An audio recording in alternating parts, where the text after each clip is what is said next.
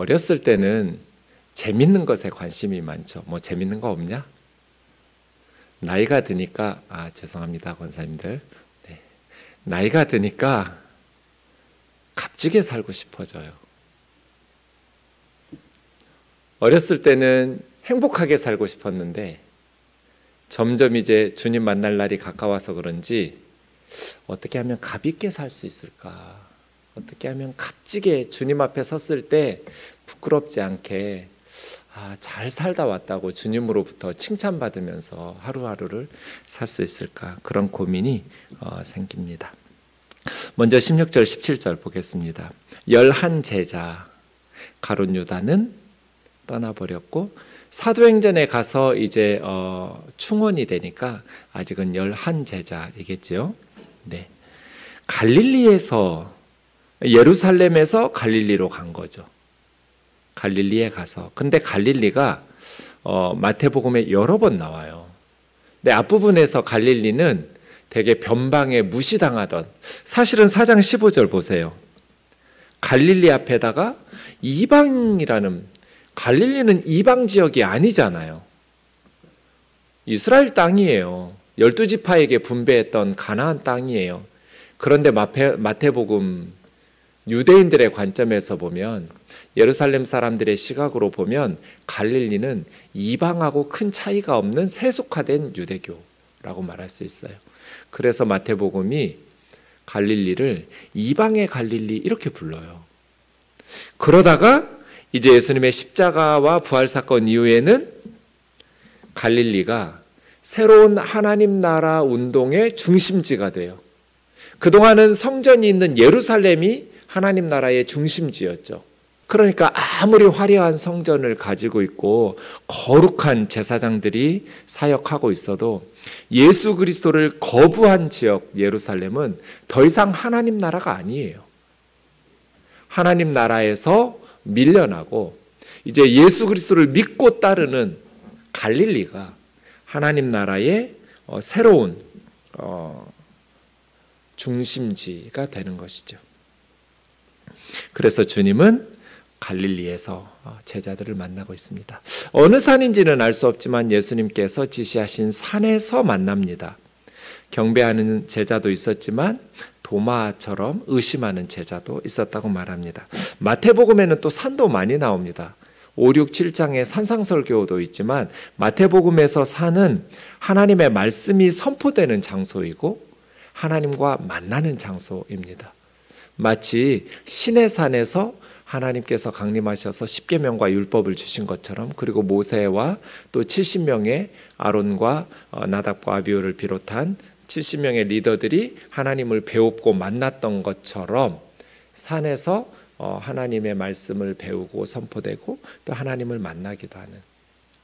그래서 산에서, 갈릴리에 지시하신 산에서 11명의 제자를 주님이 만났다는 것은 마치 시내산에서 모세를 불러 올리시고 또 그곳에서 이스라엘의 리더들을 통해서 십계명과 율법과 시내산 언약을 통해서 하나님의 나라를 시작하셨던 것처럼 이제 마태복음에서는 예수님께서 제자들을 산으로 부르시고 그들에게 하나님 나라의 사명을 부여하시고 그들을 모든 족속에게 파송하시는 하나님 나라의 선포가 이어지는 매우 중요한 장소입니다. 이제 우리가 18절, 19절, 20절을 The Great Commission이라고 부릅니다. 지상명령이라고 부르죠. 예수님의 유언과도 같은 말씀입니다. 세 가지로 내용을 보면 이렇게 이루어져 있습니다. 첫 번째 18절에는 누가 명령하시는가? 지상명령은 누구의 명령인가? 그게 18절이죠. 예수님의 명령인데 예수님은 누구예요? 하늘과 땅의 모든 권세를 내게 주셨으니, 하늘과 땅의 모든 권세를 가지신 주님의 명령이에요. 우리가 무시해도 괜찮은 사람의 명령이라면 그 명령대로 살지 않았다고 해서 큰 문제 없죠. 그런데 무시해서는 안 되는 분의 명령을 무관심한다거나 알면서도 일부러 무시하면서 사는 삶을 값지게 살았다고 말할 수는 없잖아요. 그래서 18절은 이 지상명령이 누구의 명령인가? 그리고 19절과 20절 상반절까지는 명령의 내용이 나와 있죠. 명령의 내용은 뭐예요? 가라. 모든 족속에게 가서 제자를 삼아라. 그 다음 끝에는 주님의 약속이 붙어 있죠. 볼지어다 내가 세상 끝날까지 너희와 항상 함께 있을 거야. 임마누엘.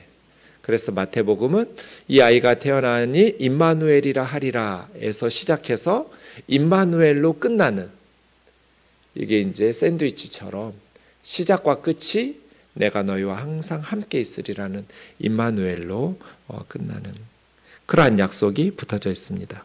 누구의 명령인가? 명령의 주체는 누구인가? 명령의 내용은 무엇인가? 그리고 약속, 이렇게 되어 있습니다. 누구의 명령이에요? 하늘과 땅의 모든 권세를 내게 주셨으니. 누가 주셨어요? 하나님께서 예수님에게 주셨죠. 뭘 근거로? 다니엘 7장 13절과 14절을 근거로. 예수님께서 고난 받으시고 그 사람의 아들 인자가 이제는 하늘로부터 옛적부터 항상 계신 분이 하나님이에요. 하나님께서 고난 받으시는 사람의 아들로 오시는 인자이신 예수님에게 권세와 영광과 나라를 주세요. 근데 어떤 권세? 모든 백성, 모든 나라, 모든 언어로 그를 섬기고 예배하게 하는 그 권세는 영원한 권세여서 다른 사람에게로 옮겨지지 않는, 하늘과 땅의 모든 권세를 내게 주셨으니 영원한 권세, 모든 백성, 모든 나라, 모든 방언, 그분을 경배하고 섬기게 하는 그러한 하늘과 땅의 모든 권세를 가진 예수님의 명령이죠. 명령의 내용은 뭐냐면 모든 민족에게 가서 제자를 삼으라는 거였죠. 모든 민족에게 가서 제자를 삼아라. 모든 민족에게 가서 제자를 어떻게 삼는가? 구체적인 방법을 주님은 두 가지로 말씀하셨어요. 첫 번째는 세례를 베풀고, 두 번째는 내가 너희에게 분부한 모든 것을 가르쳐 지키게 하라가 아니에요. 제대로 번역하면 지킬 수 있도록 가르치라예요. 이게 제자 삼는 거예요. 세례를 베풀려면 그분에게 복음을 먼저 전해야겠죠. 복음을 전해서 예수 그리스도를 영접한 사람들에게 세례를 베풀 테니까요. 복음을 전해서 예수 그리스도를 영접한 자들에게 세례를 베풀고, 내가 너희에게 분부한 모든 것, 우리는 취사 선택할 자격이 없어요. 주님의 모든 계명을, 내가 좋아하는 구절만이 아니죠. 네, 주님이 우리에게 분부하신 모든 계명을 지킬 수 있도록 가르치는 게 제자 삼는 거죠. 이렇게 지상명령이 이루어져 있는데, 가만 보면 마태복음에는 지금까지 계속해서 모든 족속에게 가라는 말씀이 없었어. 오히려 반대예요. 10장 4, 5절에 보면 12제자에게 이방인의 길로 가지 말고 사마리아인의 고을로도 가지 말고 오히려 이스라엘 집에 잃어버린 양에게로 가서 복음 전하라고 했거든요. 이방인의 길로 가지 마라. 사마리아인의 고을에도 들어가지 마라. 이스라엘의 잃어버린 어린 양에게로 가라. 15장 24절에도 예수님께서는 나는 이스라엘 집에 잃어버린 양 외에는 다른 곳에 보내심을 받지 않았다고 주님 말씀하셨어요. 계속해서 마태복음에서는 이방인들에게 가서 복음 전하지 마라. 사마리아인들에게도 가지 마라. 이렇게 말씀하셨어요. 예수님도 나는 이스라엘의 잃어버린 양에게로 보냄받았다. 이렇게 말씀하셨어요. 마태복음에서 한 번도 이방인들에게 가서 복음을 전해야 된다는 말씀이 없었어요. 오히려 반대로 가지 마라, 가지 마라, 가지 마라. 계속 그런 말씀을 여러 번 반복하시다가 끝나기 직전에 마지막 결론부에서 가라 그러셨어요. 왜 앞뒤가 다를까요? 마태복음은 이방인의 길로 가지 마라 하시더니 이스라엘의 잃어버린 양에게로 가서 복음 전하라 하시더니 왜 마지막 순간에는 모든 민족에게 가라고 말씀을 바꾸셨을까? 신호등이 바뀐 거죠. 멈춰야 돼요. 뭐 제자들이 이방인에 가서 무슨 얘기하겠어요? 어떤 복음을 전하겠어요? 십자가와 부활을 경험하지 않은 제자들이. 예수님이 엄청 겁나 능력이 많으신 분이다. 예수님이 정말 착하고 선하신 분이다. 예수님 정말 하나님 말씀을 잘 가르쳐 주시는 분이다. 이런 거 가르치지 않았겠어요? 예수님의 제자들은 십자가 전날 최후의 만찬까지 서로 누가 크냐고, 메시아 왕국이 완성되면 권력의 실세가 되려고 열둘이 싸우고 있었는데, 그런 제자들이 십자가와 부활을 경험하기 전에 이방인들에게 가서 어떤 복음 전하겠어요? 그러니 빨간 신호등이에요. 가지 마라. 그런데 이제 완성됐어요. 십자가를 경험하고 부활하신 주님을 만나고, 이제 예루살렘에서 머물다가 오순절 성령 강림 사건을 경험하고 나면 이제는 예루살렘과 사마리아와 온 유대와 땅끝까지 이르러 주님의 복음의 증인, 천하 만민에게 가서 전할 복음이 완성되었으니까 이제는 파란 신호등으로 바뀐 거죠. 그래서 마태복음에는 계속해서 이방인에게로 가지 마라, 가지 마라, 가지 마라 하시다가 마지막 오늘 본문에 가서는 가라! 이렇게 신호등이 바뀌고 있습니다. 그러려면 저와 여러분이 세례를 베풀고 주님의 교훈을 지킬 수 있도록 가르쳐야죠. 이게 주님의 지상 명령인 유언이에요. 문제가 있어요. 세례를 베푸는가? 여러분 세례를 베푼 적 있어요? 여기서 세례 베푼 사람은 저밖에 없을 것 같네요. 그럼 주님의 지상 명령은 저만 지금 순종하고 있네요. 이게 맞아요? 사도행전에 보면 고넬료 사건이 굉장히 중요하게 다뤄지고 있습니다. 2번이나 길게 반복했었어요. 중요한 사건이란 뜻이죠. 사도행전 10장의 고넬료 사건 때문에 예루살렘이 발칵 뒤집어집니다. 교회가, 초대교회가 발칵 뒤집어져요.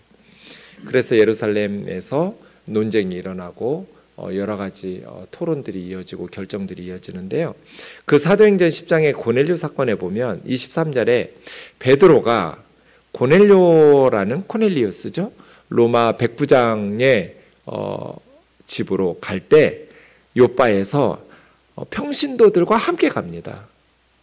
요빠에서 온 형제들도 함께 가니라. 베드로만 간 게 아니에요. 평신도들이 함께 따라갔어요. 나 여기 왜 불렀냐고.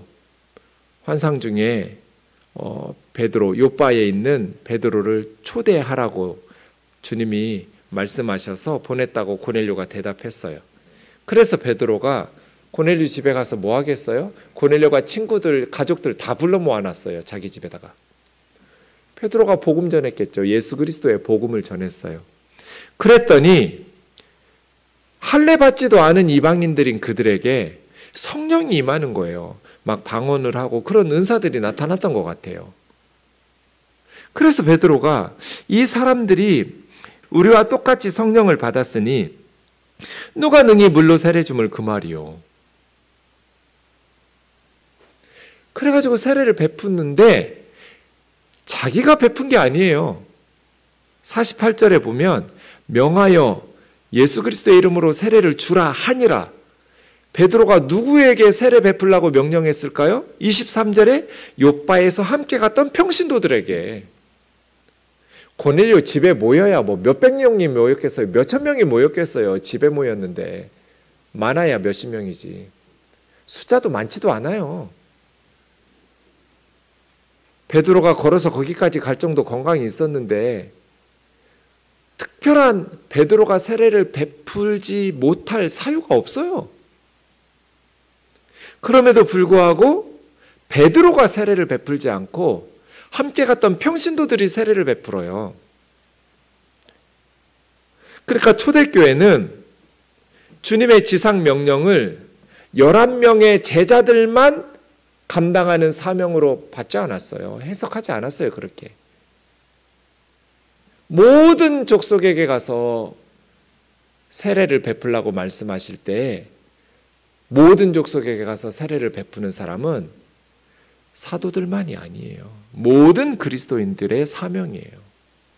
성경은 분명히 평신도들이 세례를 베푸는데 아무 문제가 없었어요. 오히려 그들에게 명하여 세례를 주라고 시켰어요. 빌립 집사가 이디오피아 간다게에 재정을 맡은 내시를 만났어요. 길에서 만나가지고 이사야 53장을 해석해 주었어요. 이게 무슨 뜻인지 이디오피아 내시가 모르니까 빌립 집사가 예수 그리스도라고 이사야 예언을 설명해 주면서, 그래서 그 내시가 예수 그리스도를 영접하게 되죠. 길에서 물어요. 나 세례 받을 수 있냐고. 그때 빌립 집사가 나는 집사라서 안 된다고, 사도들이 있는 예루살렘 교회로 가야 된다고 세례 받으려면, 그러지 않았어요. 오케이, 집사가 세례 베풀어요. 아무 문제가 없었어요. 고넬료 사건에서 문제가 됐던 것은 평신도들이 세례를 베풀었다는 게 아니에요. 이거는 입도 뻥끗 한 사람이 없어요. 베드로만 그런 게 아니니까. 할례 받지 않은 이방인에게 세례 베풀었던 게 이슈가 된 거예요. 그래서 성경적이고 건강한 교회를 위한 10가지 실천 사항 중에 하나가, 세례는, 우면동 교회에서 세례는 전도자들이나 양육한 평신도들이 베푸는 게 맞다. 물론 담임 목사인 제가 검증해야죠. 세례 문답하고 이 사람이 세례 받을 만한 믿음의 사람인지 목회자가 검증은 하겠지만, 저는 매년 세례를 베푸니까 내가 누구를 세례 베풀었는지 기억에도 다 못해요. 많으니까요. 그러나 여러분이 세례를 베푼다면 평생 그 사람 위해서 기도하지 않겠어요? 그리고 더 중요한 것은 이게 주님의 지상 명령을 선취하는 구체적인 방법이에요. 지상 명령을 지키는, 따르는 구체적인 방법이에요. 예수님이 우리에게 보여주신 삶의 모범은 뭐예요? 나를 희생해서 다른 사람을 사랑하는 거잖아요. 십자가를 지고 주님의 뒤를 따르는 제자들 말이에요. 주님의 약속은 세상 끝날까지 항상, 매일매일 그런 뜻이거든요. 날마다. 모든 날들 동안에, 이런 뜻이니까요. 직역하면 매일매일 그 뜻이죠. 내가 세상 끝날까지 매일매일 너희하고 함께 있을 거야. 최고의 축복이죠. 임마누엘. 주님이 함께 계시면 아무리 힘들고 어려운 순간에도 행복해요. 평안해요. 그런데 아무리 하는 일이 잘 되고 좋은 것들이 있어도 주님이 함께하지 않으면 세상은 너무나 힘들어요. 공허하고 외롭고, 그죠? 임마누엘의 은혜죠. 이사야 41장 10절 같이 읽겠습니다. 시작. 두려워하지 말라, 내가 너와 함께함이니라. 놀라지 말라, 나는 내 하나님이 됨이니라. 내가 너를 굳세게 하리라. 참으로 너를 도와주리라. 참으로 나의 의로운 오른손으로 너를 붙들리라. 내가 매일매일 세상 끝날까지 너하고 함께 있을 거야. 두려워하지 마. 세상 별거 아니야. 놀라지 마. 내가 네 하나님이야. 내가 굳세게 할 거고 도와줄 거고 의로운 오른손으로 붙들어 줄 거야. 이 주님의 약속의 말씀을 붙잡고 살아간다면, 믿음으로 고백하면서 살아간다면 세상이 아무리 힘들어도 넉넉히 이기면서 살아갈 수 있어요. 이게 주님의 약속이죠. 자, 첫 번째 질문을 다시 생각해 봅시다. 세상에서 가장 값지게 살다 간 사람은 누구일까요? 세상에서 가장 값지게 살다 간 사람, 다음 화면요. 주님 뜻대로 살다 간 사람이겠죠. 세상에서 가장 값진 인생을 살다 간 사람은 주님 뜻대로 살다 간 사람일 거예요. 주님의 뜻은 뭐예요? 오늘 본문이잖아요. 하늘과 땅의 모든 권세를 내게 주셨으니 하늘과 땅의 모든 권세를 가지신 분의 명령이에요. 이 명령을 거스르고 값지게 살았다고 말할 수는 없어요. 그 주님의 명령은 뭐예요? 가라는 거예요. 모든 민족을 제자 삼으라는 거예요. 가서 복음 전하고 세례 베풀고 내가 너에게 분부한 모든 것을 지킬 수 있도록 가르치고, 그러면 내가 세상 끝날까지 너희와 항상 함께 있겠다고 약속하신 거잖아요. 한국교회의 실수가 뭐예요? 가짜 성전이 진짜 성전을 밀어냈다는 거예요. 이 건물은 가짜 성전이에요. 이거 성전 아니에요. 그런데 이 가짜 성전을 짓느라고 진짜 성전을 짓기 위한 주님의 지상명령 The Great Commission을 행하지 않는 죄를 범하고 있어요. 하지 말아야 될 것을 하는 것만 죄가 아니에요. 해야 될 것을 안 하는 것도 죄예요. 엄마가 엄마 역할 제대로 안 하는 건 죄예요. 애 버리고 나가는 엄마가 그게 죄 짓지 않았다고, 나쁜 짓 안 했다고 그래서 죄가 아니에요. 해야 될 일을 안 하는 것도 죄예요. 교회의 가장 큰 죄는 복음 전하지 않는 게 죄예요. 그리스도인들에게 가장 큰 죄는 복음을 전하지 않는 게 죄예요. 주님의 지상 명령이 유언이 마태복음의 결론이고, 지금은 신호등이 바뀌었는데 선교를 안 해요. 복음을 전하지를 않아요. 선교를 하려면 세 가지를 있어야 돼요. 돈이 있어야 선교를 하죠. 기도가 있어야 선교를 하죠. 몸으로 나가야 선교를 하죠. 이 세 가지가 있어야 돼요. 누군가는 돈을 대야 되고, 누군가는 기도를 대야 되고, 누군가는 몸을 바쳐야 돼요. 돈을 바치고 기도를 바치고 몸을 바쳐야 복음을 전할 수 있어요. 그런데 그 돈을 예배당 짓느라고 써버리고 빚 갚느라고 쓰고, 진짜 성전을 짓기 위해서, 예수 믿는 사람이 진짜 성전이잖아요. 안 믿던 사람이 예수 믿게 되면 성전에 돌 하나가 생긴 건데, 이 진짜 성전 건축을 밀어내버렸어요. 이것이 한국교회의 실수인 것 같아요. 지금 우리는 값지게 살고 있을까요? 우리 신앙생활의 결론이 뭐예요? 예수님 믿고 예배하고 기도하고 말씀 배우고, 그 결론이 뭐냐고요? 복음 전하는 거 아니에요? 우리의 사명은 예수 믿는 사람들에게 잘하는 게 아니고 안 믿는 사람들에게 복음 전하는 거예요. 그럴 때 우리가 값진 신앙생활 하는 거 아닐까요? 그럴 때 우리 우면동 교회가 값진 교회가 되는 거 아닐까요?